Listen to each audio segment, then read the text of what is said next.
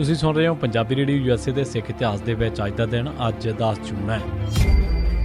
7 ਦਸੰਬਰ 1715 ਦੇ ਦਿਨ ਗ੍ਰਿਫਤਾਰੀ ਮਗਰੋਂ ਬੰਦਾ ਸਿੰਘ ਅਤੇ ਉਸ ਦੇ ਬਾਕੀ ਸਾਥੀਆਂ ਨੂੰ ਦਿੱਲੀ ਲਿਜਾਇਆ ਗਿਆ ਸੀ। ਇੱਥੇ ਉਹਨਾਂ ਨੂੰ ਮੁਸਲਮਾਨ ਬਣਨ ਦੀ ਸੂਰਤ ਦੇ ਵਿੱਚ ਜਾਨ ਬਖਸ਼ੀ ਦੀ ਪੇਸ਼ਕਸ਼ ਕੀਤੀ ਗਈ। 9 ਜੂਨ 1716 ਦੇ ਦਿਨ ਬਾਦਸ਼ਾਹ ਨੇ ਹੁਕਮ ਦਿੱਤਾ ਕਿ ਇਬਰਾਹਿਮ ਉਦ-ਦੀਨ ਮੀਰ ਆਤਿਸ਼ ਅਤੇ ਸਰਬਰਾਹ ਖਾਨ ਕੋਤਵਾਲ ਬੰਦਾ ਸਿੰਘ ਨੂੰ ਤ੍ਰਿਪੋਲੀਆ ਦੇ ਕਿਲੇ ਦੇ ਵਿੱਚੋਂ ਖਵਾਜਾ ਕੁਤਬੁੱਦੀਨ ਦੀ ਦਰਗਾਹ ਦੇ ਨੇੜੇ ਲੈ ਜਾਣ ਅਤੇ ਉਸ ਨੂੰ ਤਸੀਹੇ ਦੇ ਕੇ ਕਤਲ ਕਰ ਦੇਣ।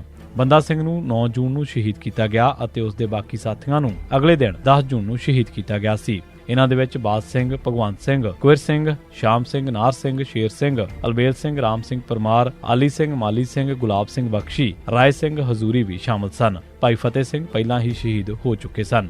10 ਜੂਨ 1896 ਸਿੰਘ ਸਭਾ ਲਹਿਰ ਦੇ ਦੌਰਾਨ ਬਹੁਤ ਸਾਰੇ ਸਿੱਖਾਂ ਨੇ ਅਹਿਮ ਰੋਲ ਅਦਾ ਕੀਤਾ ਸੀ। ਇਹਨਾਂ ਦੇ ਵਿੱਚ ਸਰਦਾਰ ਅਤਰ ਸਿੰਘ ਭਦੌੜ ਵੀ ਸਨ। ਆਪ ਪੰਥ ਦੀ ਸੇਵਾ ਕਰਦੇ 10 ਜੂਨ 1896 ਦੇ ਦਿਨ ਚੜ੍ਹਾਈ ਕਰ ਗਏ।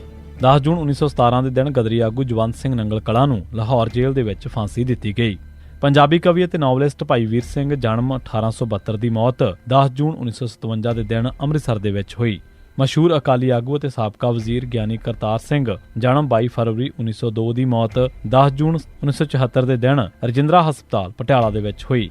13 ਅਪ੍ਰੈਲ 1978 ਦੇ ਦਿਨ ਨਿਰੰਕਾਰੀਆਂ ਵੱਲੋਂ 13 ਸਿੱਖ ਮਾਰੇ ਜਾਣ ਮਗਰੋਂ ਇਸ ਟੋਲੇ ਦੇ ਖਿਲਾਫ ਬਹੁਤ ਰੋਹ ਫੈਲਿਆ। ਨਿਰੰਕਾਰੀਆਂ ਦੇ ਸਿੱਖਾਂ ਤੇ ਹੋ ਰਹੇ ਵਾਰ ਨੂੰ ਰੋਕਣ ਵਾਸਤੇ ਵਿਚਾਰਾਂ ਵੀ ਸ਼ੁਰੂ ਹੋ ਗਈਆਂ। ਹਰ ਪਾਸੇ ਇਸ ਟੋਲੇ ਤੇ ਪਾਬੰਦੀ ਲਾਉਣ ਦੀ ਮੰਗ ਹੋਈ। ਇਹਨਾਂ ਦੀਆਂ ਕਿਤਾਬਾਂ ਜਿਨ੍ਹਾਂ ਦੇ ਵਿੱਚ ਸਿੱਖ ਧਰਮ ਦੇ ਖਿਲਾਫ ਬਹੁਤ ਪ੍ਰਚਾਰ ਕੀਤਾ ਜਾਂਦਾ ਸੀ, ਉਸ ਨੂੰ ਜ਼ਬਤ ਕਰਨ ਦੀ ਵੀ ਮੰਗ ਹਰ ਪਾਸਿਓਂ ਕੀਤੀ ਗਈ। ਪਰ ਬਾਦਲ ਦੀ ਸਰਕਾਰ ਨੇ ਇਹਨਾਂ ਕਿਤਾਬਾਂ ਤੇ ਪੰਜਾਬ ਦੇ ਵਿੱਚ ਪਾਬੰਦੀ ਤਾਂ ਕੀ ਲਾਉਣੀ ਸੀ। ਪੰਜਾਬ ਸਰਕਾਰ ਦਾ ਪਬਲਿਕ ਰਿਲੇਸ਼ਨ ਮਹਿਕਮਾ ਇਹਨਾਂ ਦੇ ਪ੍ਰਚਾਰ ਸਾਲੇ ਏਕ ਨਜ਼ਰ ਨੂੰ ਇਸ਼ਤਿਹਾਰ ਦੇ ਕੇ ਵੀ ਨਿਵਾਜਦਾ ਰਿਹਾ। ਇਹ ਸਾਰੀ ਹਾਲਤ ਨੂੰ ਮੱਦੇਨਜ਼ਰ ਰੱਖਦਿਆਂ ਸ਼੍ਰੋਮਣੀ ਗੁਰਦੁਆਰਾ ਪ੍ਰਬੰਧਕ ਕਮੇਟੀ ਨੇ ਸਿੱਖਾਂ ਦੀਆਂ ਵੱਖ-ਵੱਖ ਜਥੇਬੰਦੀਆਂ, ਵਿਦਵਾਨਾਂ ਅਤੇ ਹੋਰ ਆਗੂਆਂ ਦੀ ਇੱਕ ਕਨਵੈਨਸ਼ਨ ਅੰਮ੍ਰਿਤਸਰ ਦੇ ਵਿੱਚ 17 ਮਈ 1978 ਦੇ ਦਿਨ ਬੁਲਾ ਲਈ। ਇਸ ਕਨਵੈਨਸ਼ਨ ਦੇ ਵਿੱਚ ਗੁਰਮਤਾ ਪਾਸ ਕਰਕੇ ਅਕਾਲ ਤਖ਼ਤ ਸਾਹਿਬ ਨੂੰ ਅਰਜ਼ ਕੀਤੀ ਗਈ ਕਿ ਨਿਰੰਕਾਰੀਆਂ ਦਾ ਸਮਾਜਿਕ ਬਾਈਕਾਟ ਕਰਨ ਵਾਸਤੇ ਇੱਕ ਹੁਕਮਨਾਮਾ ਜਾਰੀ ਕੀਤਾ ਜਾਵੇ। ਇਸ ਹੁਕਮਨਾਮੇ ਨੂੰ ਤਿਆਰ ਕਰਨ ਵਾਸਤੇ ਇੱਕ 7 ਮੈਂਬਰੀ ਕਮੇਟੀ ਬਣਾਈ ਗਈ। ਇਸ ਕਮੇਟੀ ਦੇ ਵਿੱਚ ਸਰਦਾਰ ਕਪੂਰ ਸਿੰਘ, ਗਿਆਨੀ ਲਾਲ ਸਿੰਘ, ਗਿਆਨੀ ਗੁਰਦਿੱਤ ਸਿੰਘ, ਗਿਆਨੀ ਪ੍ਰਤਾਪ ਸਿੰਘ, ਸਤਬੀਰ ਸਿੰਘ, ਪ੍ਰੋਫੈਸਰ ਪ੍ਰਕਾਸ਼ ਸਿੰਘ, ਸਾਧੂ ਸਿੰਘ ਭੌਰਾ ਸ਼ਾਮਲ ਸਨ।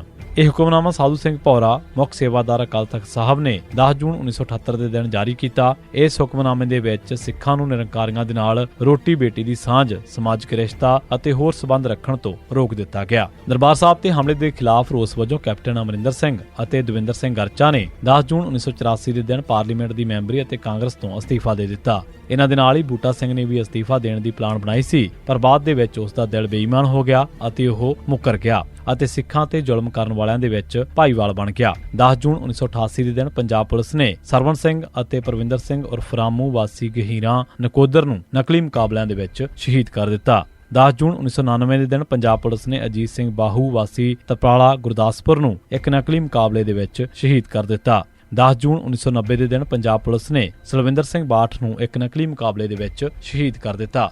10 ਜੂਨ 1992 ਦੇ ਦਿਨ ਪੰਜਾਬ ਪੁਲਿਸ ਨੇ ਅਰਮਿੰਦਰ ਸਿੰਘ ਅਤੇ 7 ਹੋਰ ਸਿੱਖਾਂ ਨੂੰ ਨਕਲੀ ਮੁਕਾਬਲਿਆਂ ਦੇ ਵਿੱਚ ਸ਼ਹੀਦ ਕਰ ਦਿੱਤਾ।